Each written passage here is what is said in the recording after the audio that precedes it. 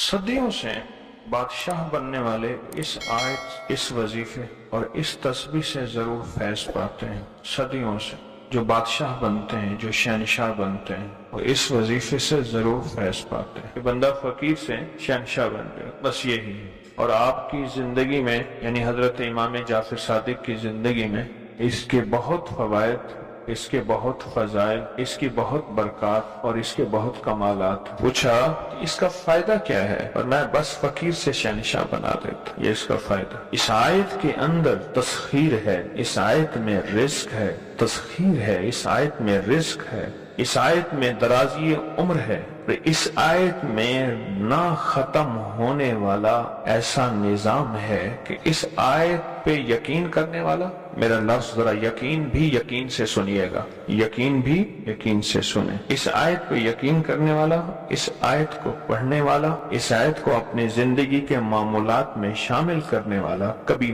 منگتا نہیں ہو سکتا انشاءاللہ۔ اس سے اگلی بات یہ ہے کہ اس آیت کو پڑھنے والا، اس کی نسلیں کبھی منگتی نہیں ہو سکتی، نسلیں کبھی منگتی نہیں ہو سکتی۔ آپ کو کچھ زندگی میں مجھے ایسے لوگ ملے ہیں کہ جو رئیس تھے، رئیس اعظم تھے، لیکن ان کی نسلیں منگتی بن گئی، منگتی، بھکاری بن گئی، محتاج بن گئی، مفلس بن گئی۔ اس آیت کے پڑھنے والا منگتا نہیں بنے گا۔ کیوں؟ اس آیت میں، ان دو آیات میں تونگری ہے۔ یہ امام جعفر صادق کا دوسرا قول فرما رہا، جو ان کا فرمان ہے، میں عرض کر رہا، تونگری ہے۔ اس آیت میں مال ہے، اس آیت میں درازی عمر ہے، اس آیت میں درازی عمر ہے، اور اس آیت میں غنا ہے، غنا۔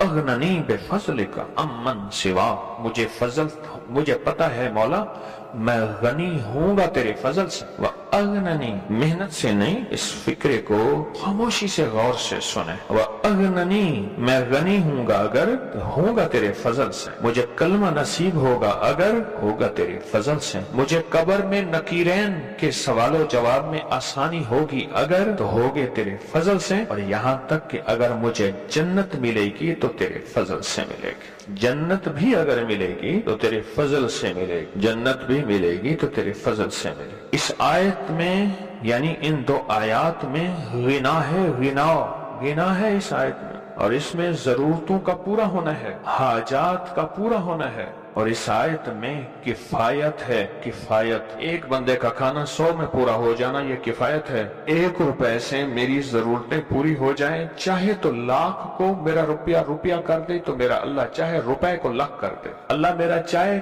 کک کو لاکھ کر دے، اللہ میرا چاہے لاکھ کو کک کر، کک تنکا۔ سورۃ توبہ کی آخری 2 آیات، لَقَدْ جَاءَكُمْ رَسُولٌ۔ کسی نے حضرت امام جعفر صادق سے پوچھا کہ حضور یہ فرمائیں کہ سورۃ توبہ کی آخری 2 آیات کے فضائل کیا ہیں، فوائد کیا ہیں، اس کے فوائد اور فضائل کیا ہیں؟ فرمایا بس یہی ہے کہ بندہ فقیر سے شہنشاہ بن جاتا ہے، بس یہی۔ کتنے بڑوں نے، مخدوم نوح صاحب، حالہ سندھ، بہت بڑی ہستی ہیں، مزار ہے، دربار ہے، مخدوم محمد نوح حالہ سندھ میں، ان کی عمر بہت لمبی تھی۔ کسی نے ان سے درازی عمر کا راز پوچھا، فرمانے لگے میری درازی عمر کا راز سورۃ توبہ کی آخری 2 آیات۔